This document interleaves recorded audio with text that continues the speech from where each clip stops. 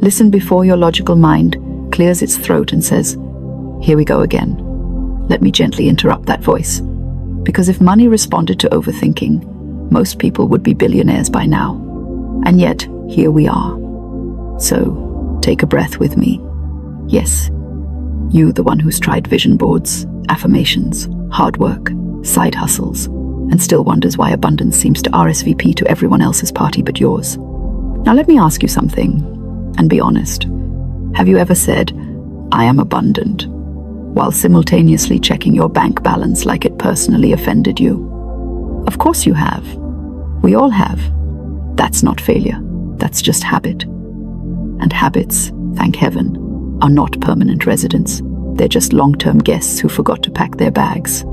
I want you to hear this clearly right from the beginning. You are not blocked, cursed, unlucky, late, forgotten, or broken. You are simply entertaining ideas that contradict the good you desire. And ideas, unlike reality, can be replaced without a moving truck. Most people think their problem with money is money. It isn't. Money is obedient. It follows orders. The trouble is, it follows the dominant order, not the polite affirmations whispered once a day while panic shouts the rest of the time. You see, life is a very literal listener. It does not understand jokes, sarcasm, or "I didn't really mean that." When you say, "Money is hard to come by," life nods and says, "Understood." When you say, "I'll never catch up," life replies, "As you wish." And when you say, "I am abundant, rich, and wealthy," but you say it like you're apologizing, life hears the apology louder than the words. Now don't worry, I'm not here to scold you. If scolding worked, we'd all be saints with six-pack abs and perfect credit scores. I'm here to remind you of something ancient and simple. Words are seeds, and most people are watering weeds and wondering why roses refuse to bloom. Let's talk about 2026 for a moment, not as a calendar year, but as a state of consciousness. Because years don't change lives, assumptions do. If you carry the same inner conversation into a new year, the year politely hands it back to you with different dates on the checks. Abundance is not something you chase. If you chase it, you confess you don't have it. And life, ever so faithful, agrees with your confession. Abundance is something you assume. And assumption, when relaxed and consistent, becomes fact. Now I know someone is thinking, "That sounds lovely, but my bills are very real." Yes, they are. And they respond to thought just as faithfully as blessings do.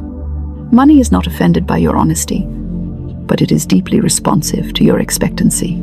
Here is the core challenge, and it's wonderfully simple. Most people affirm abundance while mentally rehearsing lack. They say, "I am wealthy," and then immediately think, "But not yet." Your inner dialogue is the boardroom where decisions about your future are being made. And right now, too many people have allowed fear to sit at the head of the table, coffee in hand, speaking confidently about why now isn't the time. Let me offer you a gentler, more effective approach. Instead of trying to convince yourself you are rich, begin by allowing the idea that wealth is natural to you, not dramatic, not magical, natural. Trees don't strain to grow fruit. They don't affirm all day long, "I am fruity, I am fruity." They simply accept nourishment and do what they were designed to do. You were designed for supply. Lack is learned. Prosperity is original. Now here's where people get tangled. They think affirmations are about forcing belief. They are not. Affirmations are about choosing a new agreement. You are not arguing with reality. You are instructing it. Think of your mind like a very loyal assistant who takes notes constantly. It doesn't question whether the instructions make sense. It just files them under important. So when you say, "I can't afford that," it writes it down. When you say, "There's never enough," it highlights it. And when you say, "Money comes to me freely and joyfully," but then immediately say, "Everything is so expensive," it doesn't know which memo to follow. So it defaults to the one with emotional energy attached. Emotion is the ink that makes words permanent. This is why humor helps. When you can laugh at your old patterns, you loosen their grip. You stop arguing with them. You stop feeding them. You simply outgrow them. Let's try something together, not as a ritual, not as a performance, but as a gentle experiment. Say quietly, or aloud if you like, I am abundant, rich, and wealthy. And then this is important, do not check for proof. Don't scan your life like a suspicious detective. Just let the statement sit there like a well-written letter that's already been mailed. Most people ruin affirmations by hovering over them. Now, philosophically speaking, what you accept without strain becomes your experience. The subconscious mind is impressed by ease, not effort. If you affirm abundance with tension, you impress tension. If you affirm abundance with calm expectancy, you impress abundance. This is not about pretending everything is perfect. It's about choosing which idea gets the microphone. Here's a little framework you can use, simple enough to remember, even on a bad day. Thought becomes word. Word becomes feeling. Feeling becomes behavior. Behavior becomes circumstance. Change the thought, and the rest rearranges itself like furniture responding to a new floor plan. Now let me tell you something practical, because spirituality without application is just poetry with good intentions.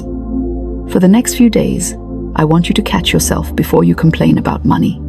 Not judge yourself, just notice. And then gently replace the complaint with an assumption. Instead of money disappears so fast, try, money circulates beautifully in my life. Instead of I'm always behind, try, I am always provided for, ahead of my needs.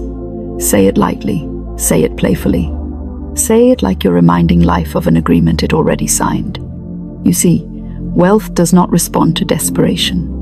It responds to familiarity. When you act as though abundance belongs to you, it stops being shy.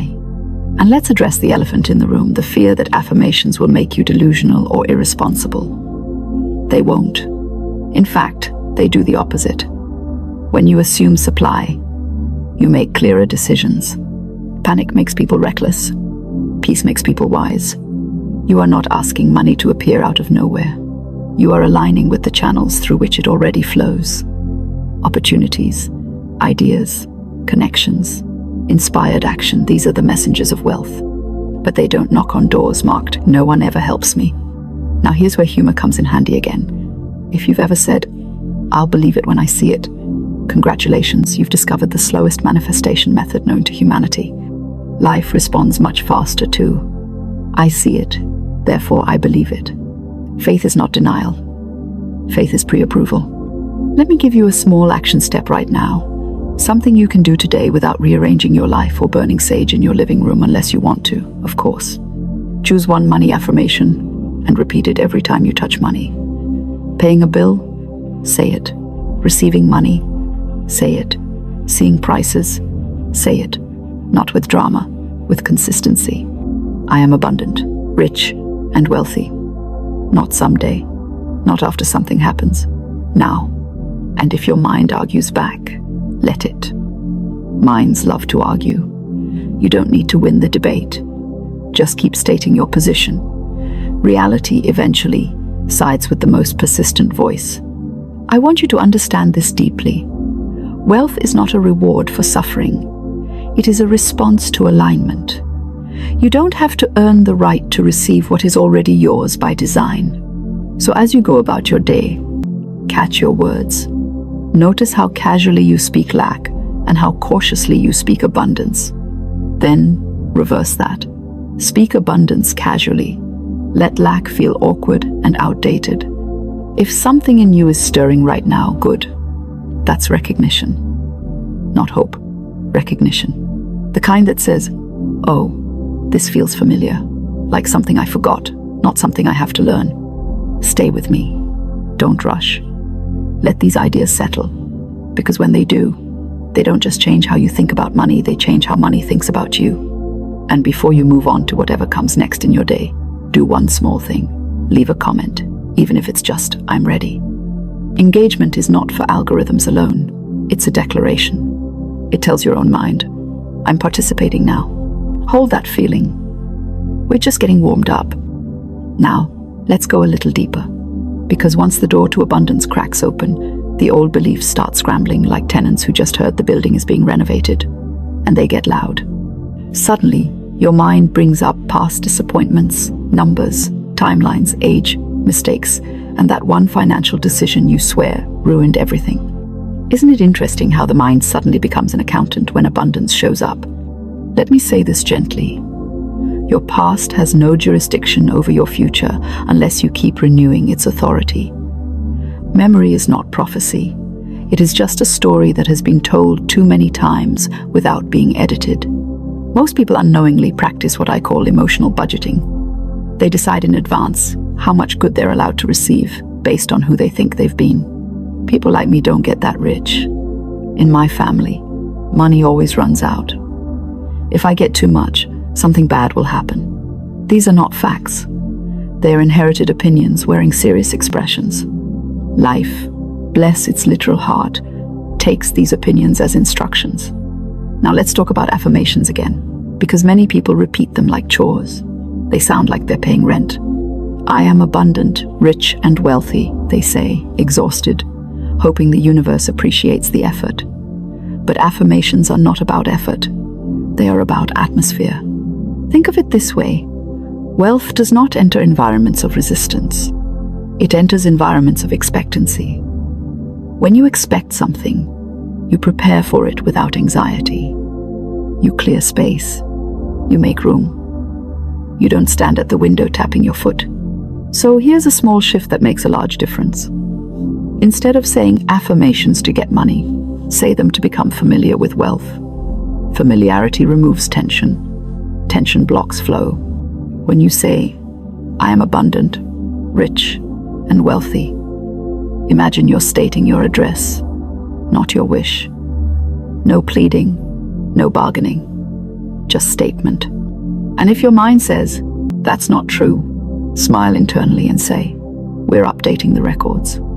You don't fight the old thought, you replace it. Resistance feeds it, indifference dissolves it. Let's be honest, many people secretly believe wealth will change them for the worse, that it will make them arrogant, disconnected, lonely, or spiritually lost. So even while they ask for money, they subconsciously push it away for safety reasons. You can't attract what you fear. Here's a liberating idea. Money does not amplify character. It reveals it. If you are kind, you'll be generously kind. If you are thoughtful, you'll be comfortably thoughtful. Money doesn't corrupt, it exposes. And if something needs refining, abundance gives you the space to refine it. Another quiet fear people carry is the fear of responsibility. If I have more will be expected of me. And yes, more freedom does require more honesty with yourself, but it also brings ease, choice, and relief. Wealth is not a burden, it's an upgrade in options. Now let's talk about timing, because this is where impatience likes to wear a crown. You affirm abundance today and expect fireworks by Friday. When they don't arrive, discouragement starts packing its bags. But manifestation doesn't operate on emotional deadlines. It operates on alignment. Think of it like tuning a radio. The moment you're on the right frequency, the music is already playing. But static can make you think nothing is happening. The static is old belief dissolving. That's progress, not delay. Here's something practical and quietly powerful. Stop using the phrase, trying to manifest. Trying implies distance. Instead, assume arrangement. Say, things are arranging themselves in my favor. That sentence alone removes effort from the equation. And let me say something that might surprise you. You do not have to feel positive all the time. Relief is enough. Calm is enough. Neutral is enough. Peace manifests faster than forced excitement. If joy comes, enjoy it. If doubt comes, don't dramatize it. Just return to assumption. I am abundant, rich, and wealthy, not because you feel it, but because you choose it. Now let's address action, because some people worry this approach makes them passive. Quite the opposite. When your inner state is aligned, Action becomes inspired instead of frantic. You move because it feels right, not because you're afraid of falling behind. Notice the difference between action born of panic and action born of expectancy. One exhausts you, the other energizes you. So here's another small step you can take immediately. Do one thing today as a person who expects wealth would do. Not extravagantly, intelligently. Maybe you organize your finances calmly instead of avoiding them. Maybe you invest in learning without guilt. Maybe you rest without feeling undeserving. Wealth consciousness shows up in subtle ways first. And let's talk about receiving, because many people are excellent at giving but awkward at receiving. Compliments deflected, help refused, opportunities questioned. If you can't receive a compliment, money will feel uncomfortable knocking. Practice receiving graciously. A thank you is an affirmation. Acceptance is agreement. Now, humor check. Have you noticed how people say, money doesn't matter, usually right before complaining about it? If money truly didn't matter, it wouldn't occupy so much emotional real estate. Money matters because it represents choice, safety, expression, and contribution. Denying its importance doesn't make you spiritual, it makes you conflicted. Harmony with money is spiritual maturity. As you repeat, I am abundant, rich, and wealthy, you may notice opportunities you previously overlooked. Ideas that once felt unrealistic start feeling obvious. That's not coincidence. That's perception expanding. Your world does not change first. Your awareness does. And awareness selects experience. Now I want you to remember this, especially when impatience whispers, nothing real is missing. If it were missing, you wouldn't desire it. Desire is evidence of supply-seeking expression. You're not late. You're not behind. You're right on time for the version of yourself who finally stopped arguing with abundance. Before we close, let me give you one final practice, simple, quiet, powerful. Each night, just before sleep, say, thank you, that wealth flows to me in expected and unexpected ways. Gratitude spoken in advance is confidence, and confidence is irresistible. Don't analyze how, don't negotiate when, just thank. Sleep impresses the subconscious more than effort ever could. And as you move forward from here, keep this light. Laugh when old thoughts show up. Smile when money conversations improve. Celebrate small shifts, they are evidence of large ones forming. If this resonated, stay connected. Subscribe, comment, engage. Not because you need more information, but because alignment likes reinforcement. And community reminds you that you are not imagining this shift, you are participating in it. You are abundant, you are rich, you are wealthy, not someday, not symbolically, but now, in the realm where all things begin.